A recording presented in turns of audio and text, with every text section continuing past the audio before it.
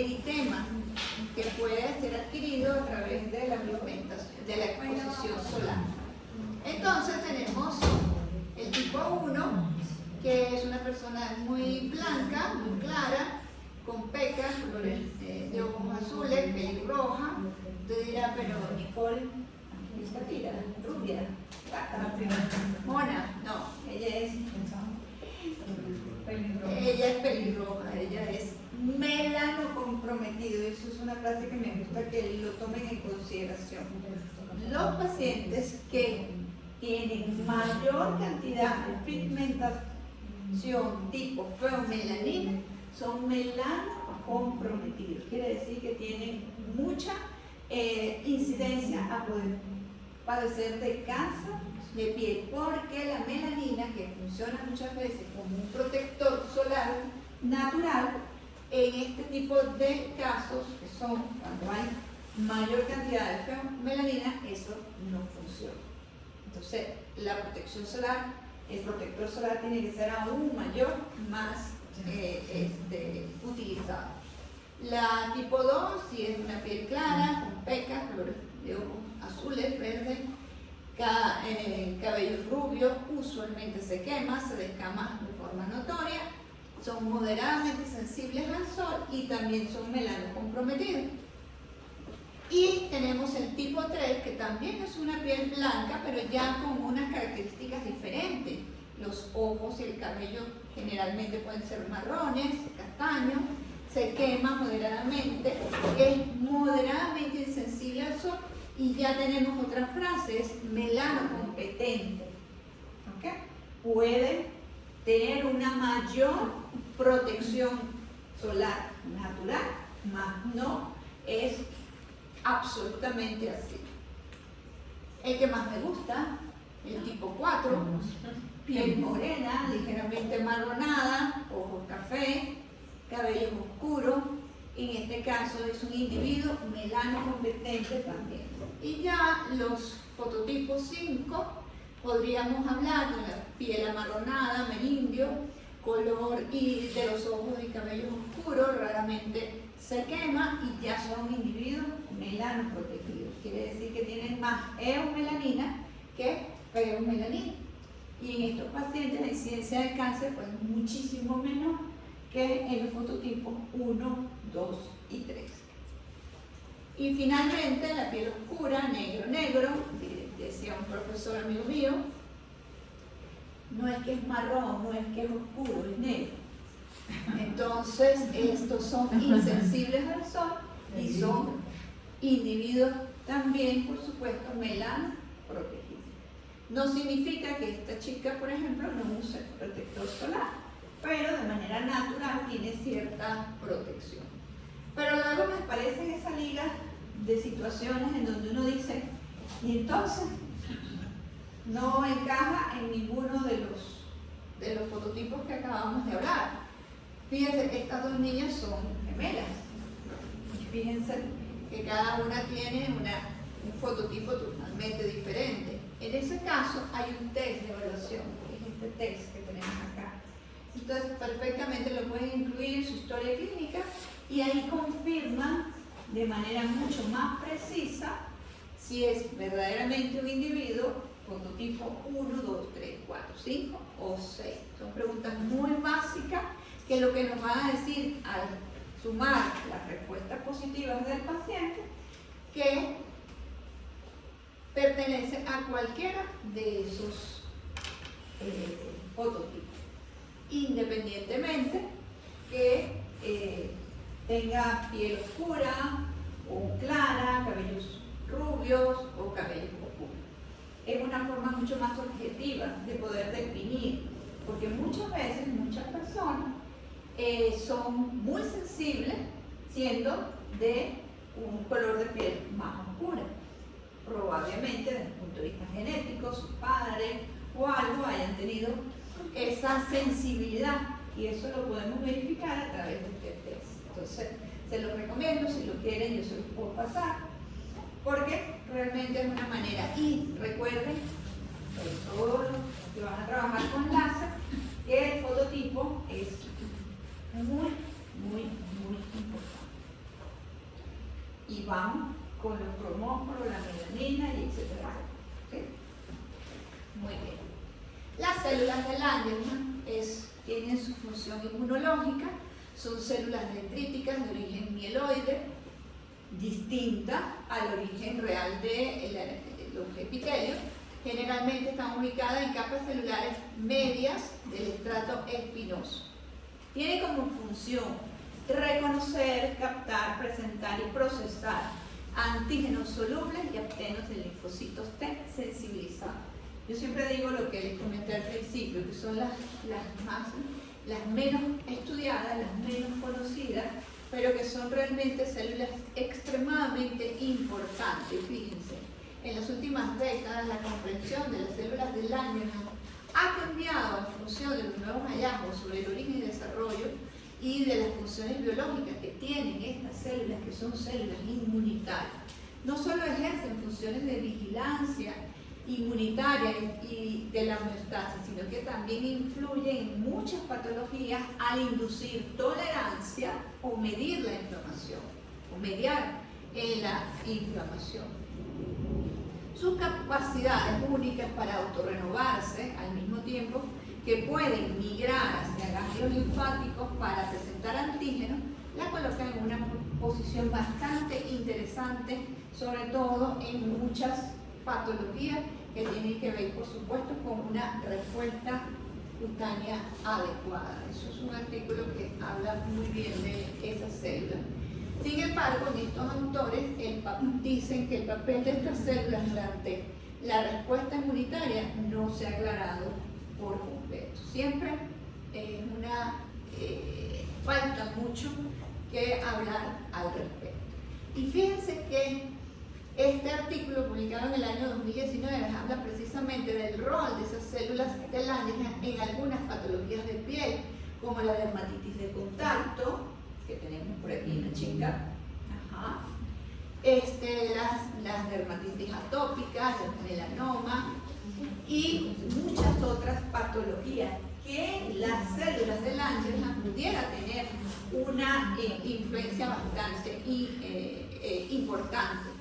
Se dice que pueden tener una función protectora o supresora en muchas patologías de piel, con diferentes funciones impulsadas por el medio cutáneo. Comprender su función pues nos podrá ayudar como guía para el desarrollo de intervenciones que puedan modular estas células para obtener muchos beneficios terapéuticos. Entonces no desestimen la presencia de esas células de Langerhans. Y finalmente tenemos las células de Merck, que son células sensitivas. Se encuentran ubicadas, como ya dijimos, en el estrato basal y se unen a través de desmosomas a las células queratinocíticas, pero también tienen contacto con terminaciones nerviosas para formar esos bulbos terminales expandidos de fibras nerviosas aferentes, formando los complejos denominados corpúsculos de Merkel, que seguramente ustedes han escuchado mucho de ellos, sobre todo cuando estamos hablando en sus clases de histología, que son mecanorreceptores sensoriales y que proporcionan información sobre presión y textura. Entonces, son unas celulitas en muy baja densidad en muchos tejidos, son más sensibles, con mayor cantidad, como por ejemplo a nivel de los labios, pero en general tienen una muy baja densidad. Hablamos entonces ahora de la dermis, que quizás es lo que más hemos conversado en muchas oportunidades cuando hablaron de muchos de esos tratamientos que ustedes están realizando.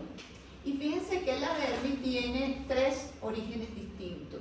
Todos, por supuesto, tienen que ver con el mesodermo lateral para extremidades y cuerpo, el mesodermo paraxial para la espalda, y esa línea de células provenientes de la cresta neural craneal que llamamos células extomesenquimáticas de la cresta neural craneal, que tiene que ver con todo el tejido dérmico que vamos a ver en cabeza y cuello. Es como una cuarta hoja germinativa. Y para nosotros los odontólogos es sumamente importante conocer de estas células provenientes de la cresta neural craneal. Desde el punto de vista embriológico, a partir de las 8 semanas, la dermis consta de células mesenquimáticas totalmente indiferenciadas y que están organizadas y rodeadas por una sustancia fundamental. No hay estructuras fibrilares, no hay diferencia entre dermis y tejido celular subcutáneo.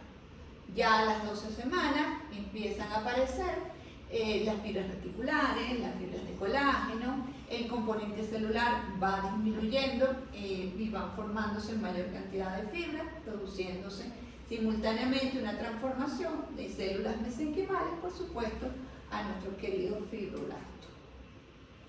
En esa semana número 12, las capas papilar y reticular de la dermis empiezan a distinguirse y a las 14 semanas ya tenemos lo que es el tejido celular subcutáneo. Entonces ya tenemos la diferenciación de todos esos tejidos. Por esa razón, inicialmente, y desde tantos años hemos hablado de que la hipodermis es una parte de la piel, pero que ya, como les dijimos al principio, no es así. Este sistema es un tejido conectivo de tipo fibroelástico y ella está conformada por una porción que se diferencia en las preparaciones histológicas, se ve muy claramente toda esta porción de esa dermis que está en relación con el epitelio y que forman papilas que se van a dirigir hacia la superficie del epitelio. ¿Por qué tienen esas papilas? ¿Para qué necesitamos esas papilas?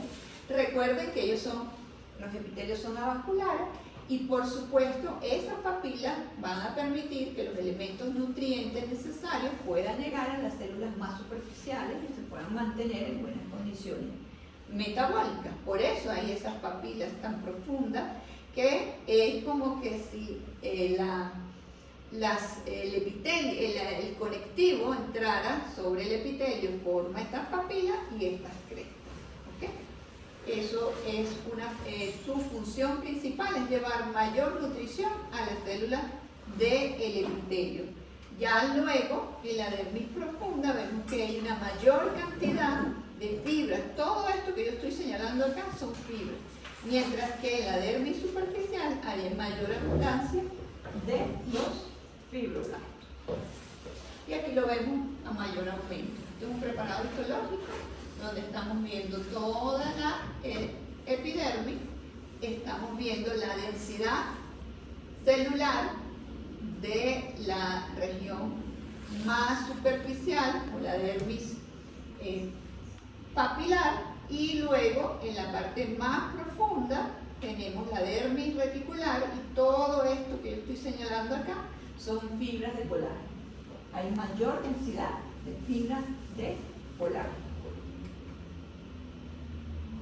En esa dermis, pues tenemos, como todo tejido conectivo, un tejido que está formado por células y por sustancia intercelular o matriz extracelular. Las células, obviamente, el fibroblasto es la célula más importante, pero también tenemos macrófagos, también tenemos mastocitos y por supuesto también pudiéramos tener células que vienen de la sangre ante la situación de protección que requiera el tejido.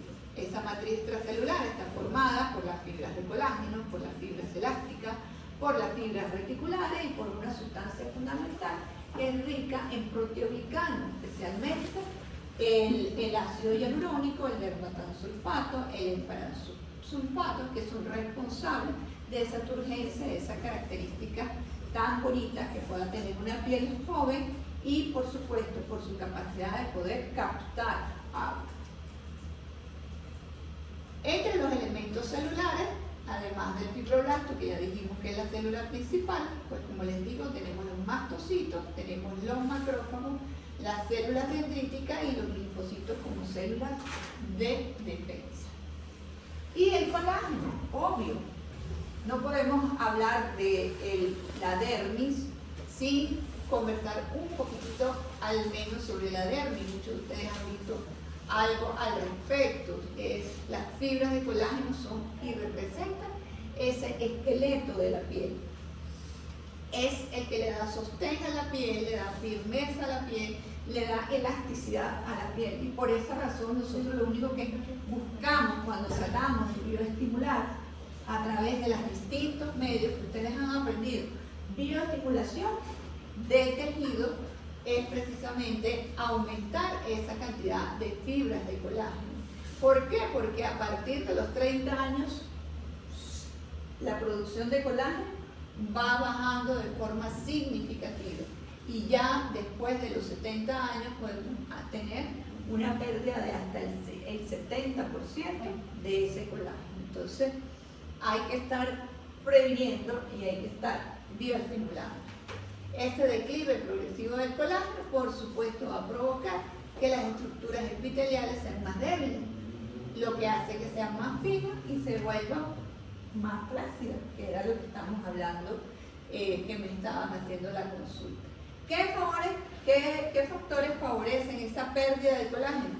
El estrés, la exposición solar, una alimentación pobre en minerales, en vitaminas, en aminoácidos, y es allí donde ustedes, además de dedicar su tiempo a atender a su paciente en función de la situación o el diagnóstico que hayan tenido, también tienen que indicarle y enseñarles a comer y a buscar todas esas condiciones que son necesarias: una buena alimentación, dormir por lo menos unas 7, 6, 8 horas, el estrés, que bueno, siempre decimos que es tan difícil de poder controlar, pero que no podemos dejar de decir que hay que tratar de controlar el estrés.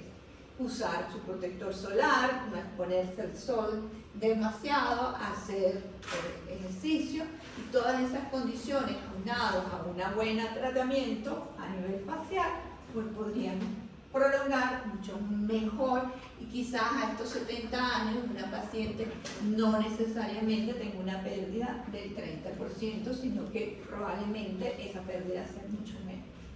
¿Por qué? Porque siempre estamos manteniendo esos fibroblastos activos.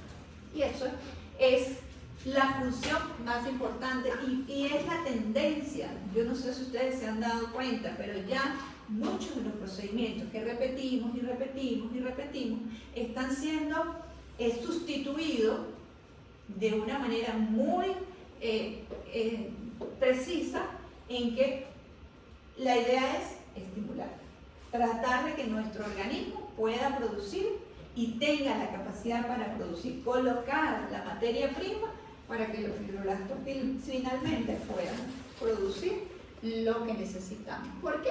Porque el colágeno es la clave. Doctora, Es la clave de la juventud. una pregunta.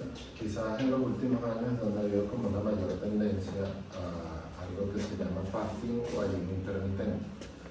Eso tiene que ver mucho con la nutrición. Eso promueve como una fagocitosis y una apoptosis celular programada.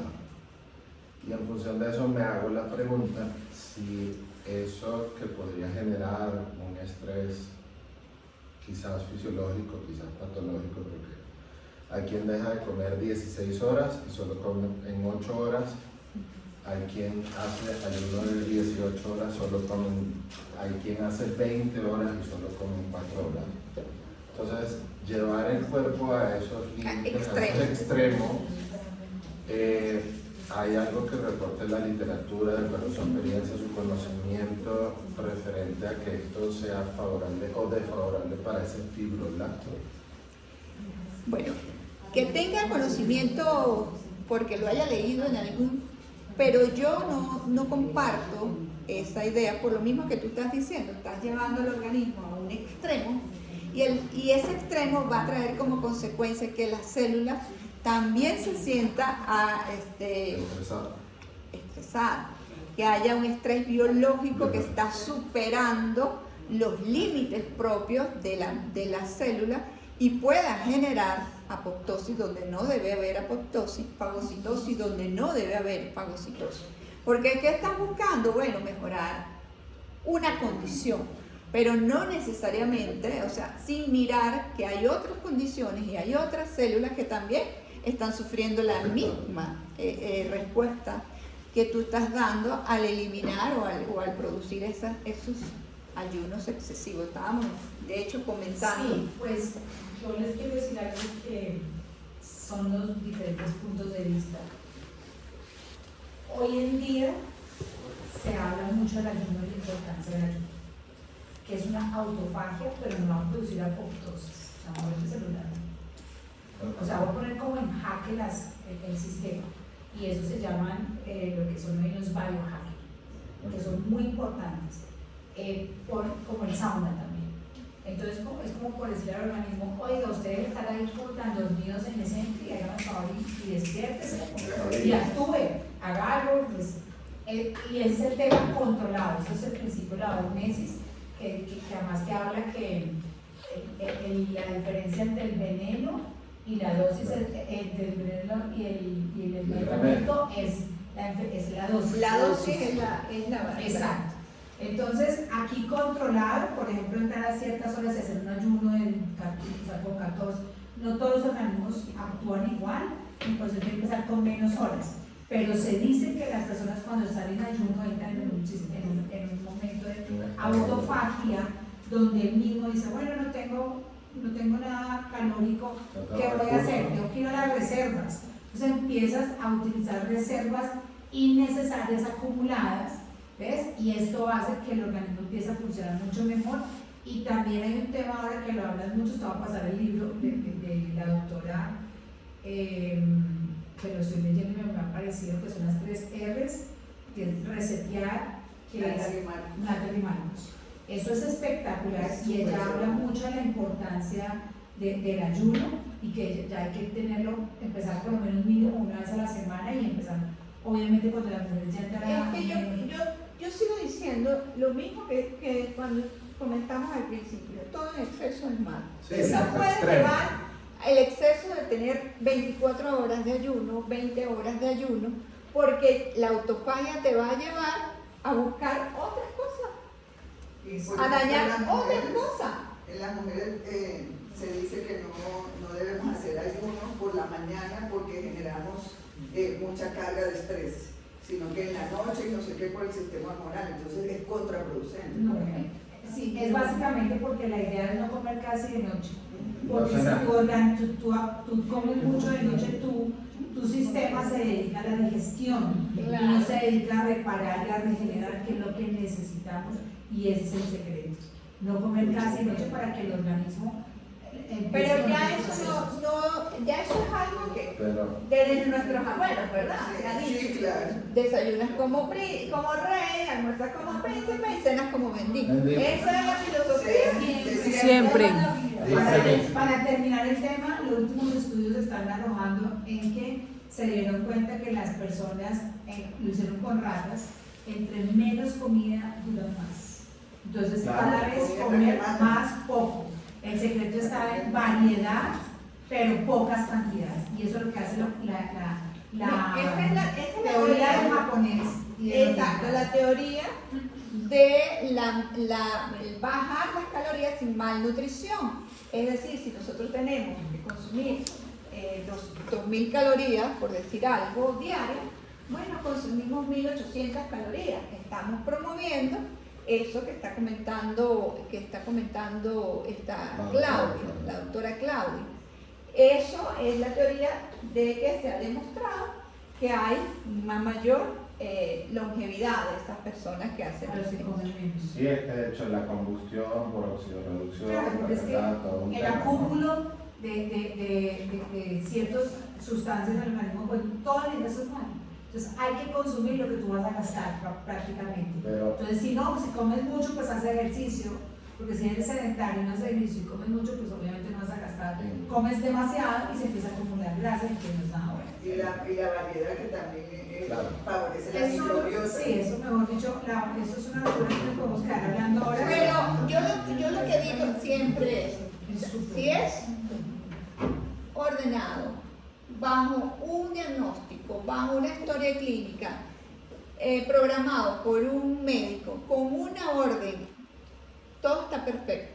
El problema es que como las redes nos están bombardeando sí. con que el ayuno, entonces la interpretación del ayuno es dejar de comer absolutamente todo por un montón de tiempo, y allí es donde están sucediendo los casos contrarios, Sí. total y absolutamente. Entonces todo tiene su razón de ser. No lo puedes hacer de manera arbitraria, no lo puedes hacer de manera descontrolada, no puedes tener, porque yo lo leí o en la revista fulana aparece tal cosa y entonces yo lo voy a hacer. Allí es donde vemos que pueden aparecer complicaciones al respecto. Yo soy una de las que digo, yo por ejemplo, yo no puedo hacer ayuno. Para mí es imposible, porque a mí la insulina me va por el suelo y a las 10 de la mañana estoy desmayada. Entonces, bueno, pero lo que tú planteaste, en la cena puedo hacer y perfecto, buenísimo. Entonces, es una cuestión de que tiene que ser algo de verdad controlado. Paradójicamente, cuando cae el sol por ciclos circadianos, cuando el cuerpo como que quiere más azúcar, carbohidratos, cosas ahí. Europeos. Es cuando uno tiene que mantener autocontrol. En el día, es donde más entra la energía, en la noche. Nocturno. Sí, pero uno llega a la casa en la noche y se quiere comer la nevera. Llegaste a descansar, entonces La idea es no comer de noche. Y paradójicamente, yo por ejemplo en pandemia me compré una merengada de caseína, que es proteína. Entonces la tomaba porque en teoría uno mientras está durmiendo sigue quemando calorías y el cuerpo no descansa. Soñaba muchísimo y no me gustó esa sensación, la verdad, pero hay quien lo practica, sobre todo los fisicoculturistas. Es un tema. Exacto. Sí. La caseína no está buena. No. Todo el exceso es malo. Todo en exceso es malo. ¿Estamos de acuerdo? Definitivamente todo en exceso es malo. Bueno, Sí, esa es la gracias. conclusión de ese libro. Bueno, y con respecto a la hipodermia tenemos esta imagen, Mira ¿verdad? qué chévere. Que es muy interesante, es una imagen del doctor Serafana, y fíjense que tanto la grasa facial superficial como profunda está compartimentada y separada por sectos fibrosos. Muchas veces dijimos, por favor, la grasa es una capa plana de células adiposas que solo y exclusivamente tienen la función de mantener el termostato de nuestro sistema. Y resulta de que esta maravilla que vemos acá, fíjense, estas coloraciones, fíjense que hay partes que no se colorean, o sea, se colocó el colorante y de esta manera podemos identificarlo. Si no lo tenemos, sí, efectivamente se ve como una sola capa. Cuando se hacen disecciones en cadáver fresco se ve como una sola capa. Pero esto nos permite identificar que no solamente hay grasa como una sola capa, sino que ella está compartimentada. Y no solamente está compartimentada en la grasa superficial, sino que la grasa profunda, que está separada por el sistema musculoponeurótico superficial, por la fascia superficial, es también compartimentada y que es un tejido maravilloso y que hemos visto que tratamientos sobre ese tejido pues nos pueden ayudar a mejorar mucho la condición de esa flacidez, de esa pérdida de muchos de los nutrientes que puede tener ese tejido. Y obviamente es la base fundamental. Sobre la superficie de la piel también tenemos un mundo maravilloso que también tenemos que explorar, que se describe la presencia de ese complejo físico-químico de carácter funcional, que no es visible, por supuesto, desde el punto de vista histopatológico, pero que se conoce, que se ha conocido por mucho tiempo como el manto ácido, y que otros, un poco metafóricamente, dicen que es la piel sobre la piel. Y es importantísimo que también tomemos en cuenta esta piel sobre la piel para muchos de esos procedimientos. Esto fue propuesto en el año 1928 por unos investigadores que propusieron su artículo El manto ácido de la piel, término que ha sido globalmente aceptado y que se maneja todavía hoy por hoy. La designación de manto ácido define el valor protector de carácter ácido de la superficie de la piel. Sin embargo, más recientemente pues se les ha dado el nombre, pero eso no ha calado mucho porque no. Tú buscas en la literatura y esto del sistema de amortiguación ácido y el estrato córneo poco se usa, pero sería un nombre mucho más específico y un nombre mucho más preciso. ¿Cómo está formado? Por un manto aéreo que corresponde a las capas capa gaseosa constituida por el CO2 proveniente del metabolismo celular y vapor de agua, y una emulsión epicutánea o manto hidrolipídico que está formado por una fase acuosa y una fase oleosa. Esta emulsión impregna las células superficiales en ella y se diluye la mayoría de los metabolitos de la piel. Todo eso trae como consecuencia que el pH de la piel es fundamental. Y en eso siempre tenemos que estar pendientes para que ese estrato córneo pueda funcionar realmente. ¿Y el pH de la piel se encuentra entre 4.5 y 5.5, 5.3, es decir, es un pH ligeramente ácido. Muchas enfermedades de la piel caracterizadas por una función de barrera defectuosa tienen que ver con ese valor de pH aberrante que está por encima o por debajo de este valor que ya hemos indicado. De allí la importancia de que nosotros también tenemos que saber indicar el tratamiento adecuado del skincare, del tratamiento para la casa a nuestros pacientes. Y eso de que totalmente neutro no es realmente la que necesita nuestra piel, sino más bien productos que sean ligeramente ácidos, que puedan mantener este valor de pH normal. Eso de que esto es producto totalmente de neutro no es lo ideal. ¿Qué factores pueden influir en ese pH de la piel? Factores endógenos como la edad, el sexo, el sitio anatómico del cual estemos hablando, la predisposición genética, las diferencias étnicas, la humedad de la piel y el sudor.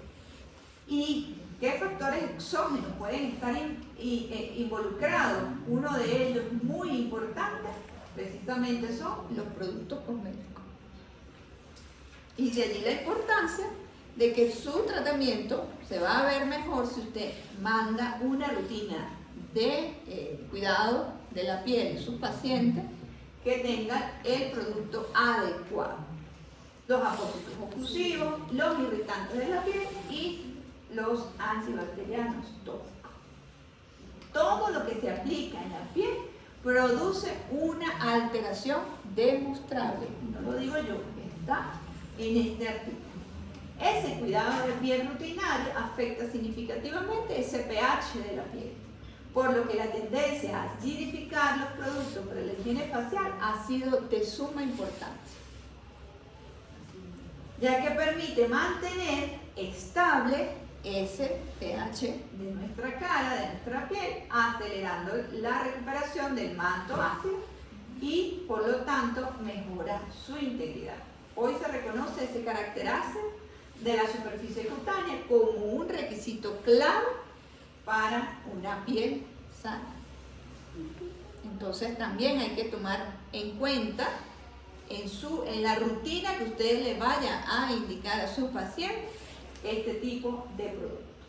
Según la condición de ese manto hidrolipídico se forman emulsiones en fase externa que pueden ser acuosas u oleosas y en función de las cuales tenemos las distintas clasificación de los tipos de piel, como la eudérmica, la grasa, la seca, la mixta, la sensible y las variantes que hay en cada una de ellas y que ya, por supuesto, ustedes han estudiado. Pero es fundamental esta rutina diaria, ese producto que tenga que sea ligeramente ácido y no productos que indiquen que son de un pH 7, un pH neutro. Porque no es el pH que se necesita para que esa piel, sobre la piel, funcione correctamente. Y bueno, ya para terminar, un poquito del envejecimiento de la piel. Y esta era la fotografía que yo le decía. Esto es una electrono-microfotografía de barrido, el cual ha sido manipulado con color. Y fíjense la hermosura. Estas son células que se están descamando. Este es el manto que no se ve. y vemos las células que se están descamando. Son células totalmente muertas, con características totalmente distintas. Esto sería el resto del epitelio y el verdecito sería la dermis. A mí esa foto me fascina, realmente. Bonita pero estresante. Ah, Bonita pero estresante ver la condición de las células. sí.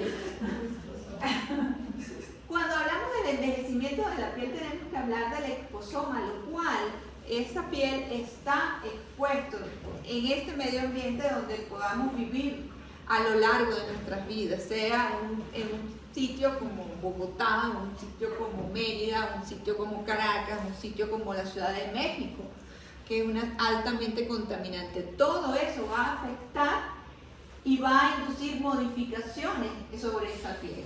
Obviamente las radiaciones ultravioletas, el tabaco, los cambios de temperatura, la malnutrición, el estrés y no dormir bien son fundamentales.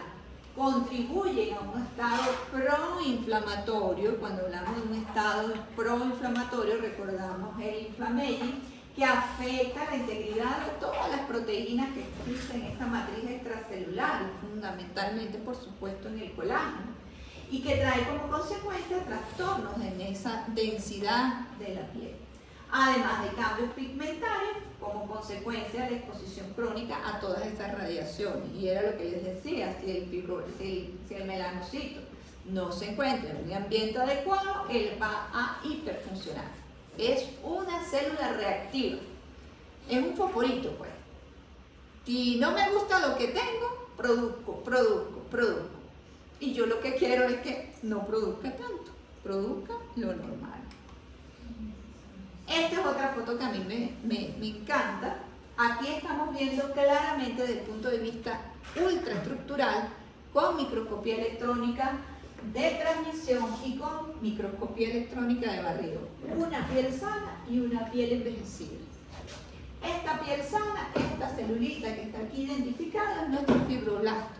Un fibroblasto grande, con sus prolongaciones, con muchos elementos intracitoplasmáticos, porque aquí se ve toda esa capacidad proliferativa de mucha formación de colágeno, con un núcleo bastante amplio, y a su alrededor todo lo que estamos viendo acá son fibras de colágeno cortadas transversalmente. Es una célula que está sana, que está produciendo, y un tejido conectivo subyacente que también está produciendo. Y cuando lo vemos en microscopía de barrido, estos espagueticos que están aquí no son espaguetis, son fibras de colágeno. Y fíjense, las fibras de colágeno son completas, distribuida en todo el área donde se está observando la preparación.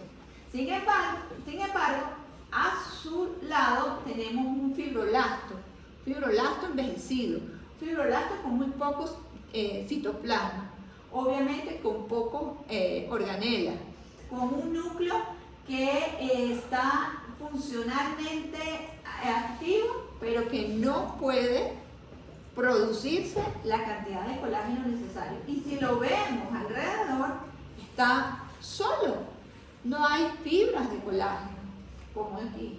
Apenas estamos viendo fibras a su alrededor. Y si vemos esas pocas fibras, miren cómo las estamos viendo, cortadas, desordenadas, con falta de cohesión y de elasticidad y de tensión que ellas deben de tener. Entonces, eso es envejecimiento. Tenemos una célula que está produciendo, que tiene una tensión mecánica normal, que tiene una síntesis de procolágeno o tropocolágeno normal, y que tiene unos niveles de colagenasa normal. Es una célula sana. Pero en este caso hay una tensión menor, baja, una síntesis de colágeno baja, pero por el contrario, además debería tener las metaloproteinasas más bajas, pero no, al contrario, sucede, sino que hay un aumento de la colagenasa o de las metaloproteinasas, que por supuesto va a hacer un círculo vicioso de mayor degradación de esas fibras de colágeno. Entonces estamos colapsados. ¿Y qué tenemos que hacer? Tratar de que este fibroblasto pueda mejorar su condición, pero quizás un fibroblasto senescente. Entonces lo que tenemos es que tratar de que haya una producción de mayor cantidad de colágeno, de fibroblastos, para que estos nuevos fibroblastos puedan servir de productores de colágeno y finalmente tener una piel nuevamente apta. No conforme con eso, también los macrófagos cumplen una función fundamental, porque ellos también liberan metaloproteinasa. Entonces no es solamente el problema a nivel de los fibroblastos y la falta de la producción de colágeno, sino que los macrófagos, que también son células normales de nuestro tejido dérmico, van a estar aumentando la síntesis de estos metaloproteinasa y que en consecuencia va a producir daño a todos los elementos de la matriz extracelular. Va a haber un aumento de las especies reactivas de oxígeno y bueno, parece de contar todo lo que estamos viendo. Hoy por hoy hay un nuevo término, se llama el interactoma, y también estábamos conversando un poquito esta mañana sobre la influencia tan importante que tiene el microbioma, es decir, todo lo que tiene que ver con el microbioma, no solamente de la piel, que es muy importante, sino también de ese microbioma intestinal, esas disbiosis a las cuales podemos estar sometidos muchísimos de nosotros y que quizás ni siquiera lo sabemos, pero que es importantísimo que a la hora que ustedes atiendan a un paciente, por eso que tenemos que ser armonizadores realmente, no somos inyectores, tenemos que ver el paciente como un elemento integral, donde hay muchas cosas que nosotros también podemos ayudar a esos pacientes a mejorar esa condición. Entonces ese interactoma es esa unión del genoma, que obviamente lo que es genético, ¿cierto? Pero tenemos la parte del exposoma, que es el medio ambiente al cual estamos expuestos, y le agregamos el microbioma. Entonces ese término novedoso que es el interactoma no es más que la combinación de todos esos que de alguna u otra manera van a ayudar a que tengamos una piel en mejores condiciones o por el contrario que tengamos una piel en no tan buenas condiciones. Entonces no es solamente hacerle el micropujamiento, sino que además tenemos que ver qué otra cosa puede estar pasando en ese paciente. Una mala alimentación, una disbiosis intestinal, un medio ambiente al cual está expuesto y que sí, mucho podemos hacer colocando muchas cosas si no tomamos en consideración el resto de los elementos que se hacen importantes. Entonces, como parte de ese envejecimiento tenemos la disminución de la vascularización, la degradación de la matriz extracelular y la menor producción de colágeno y de elastina. Hay muchos trabajos que hablan sobre el proceso de envejecimiento, especialmente del fibroblasto. Habla sobre todo de que los fibroblastos senescentes pueden comenzar a producir su fenotipo SAP, que eso significa que comienzan a producir citocinas, quimiosinas y factores de crecimiento y muchas cosas que van a alterar la condición de ese microambiente donde ellos se encuentran. Y hay muchos trabajos que inclusive dicen que el fibroblasto senescente va a traer como consecuencia que se hicieron cocultivos con fibroblastos jóvenes y mostraron una disminución de la expresión de genes de elastina de la cadena alfa 1 de colágeno tipo 1 y una expresión aumentada de genes de metaloproteinasa, siendo fibroblastos jóvenes, porque están con los fibroblastos senescentes. Entonces, el tema de lo que nosotros tenemos debajo de ese epidermis, lo que nosotros tenemos en esa piel, puede ser de verdad significativamente importante en un mejor aspecto físico, estético de esos pacientes. Y que mucho podrá hacer colocando materiales de voluminización, haciendo muchos hilos y muchos otros procedimientos si nosotros no comenzamos tratando esa piel. Nada va a funcionar realmente.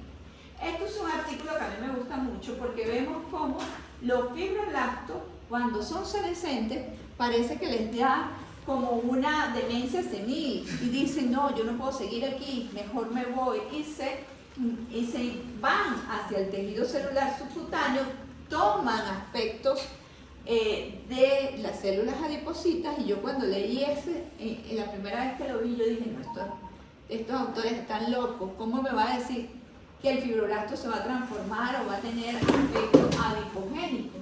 Pues sí, sí es cierto, y no solamente ellos lo dicen, sino que hay muchos artículos que también soportan que ese fibroblasto puede diferenciarse y tomar características adipogénicas. Entonces, es una manera de defensa del organismo para que no siga produciendo tanto daño. En conclusión, el fenotipo de una piel envejecida tiene pérdida gradual de la pigmentación y desecamiento, atrofia de la epidermis y alteraciones del tejido conectivo dérmico, pérdida de la elasticidad cutánea, particularmente del periodo postmenopáusico en las mujeres, y líneas de expresión más marcadas con caída gravitacional de los tejidos, que es la desplasia. La recuperación de esa dermis va en función de la recuperación de la vascularización, actividad del fibroblasto y la función del colágeno. Por eso que la bioestimulación, no los bioestimuladores de colágeno, la bioestimulación es la clave. Producto que te ayude. La mesoterapia está de moda. Productos que se colocan por vía de micromovimiento, productos que se colocan por vía de la mesoterapia. Muchos habían dicho, no, la mesoterapia, no, eso hasta se lo dejan al esteticista, no, que eso lo hacen los esteticistas. Hoy por hoy hay productos que llevan toda la materia prima a través de este tipo de tratamiento para que el fibroblasto funcione y estimula para que la piel vuelva a recuperar el daño que ha perdido. Y para terminar, la piel es un componente importante de la belleza exterior. Conocer su histología y función son vitales para entender el envejecimiento y diseñar estrategias clínicas que permitan mejorar. Y bueno, por su atención, muchísimas gracias.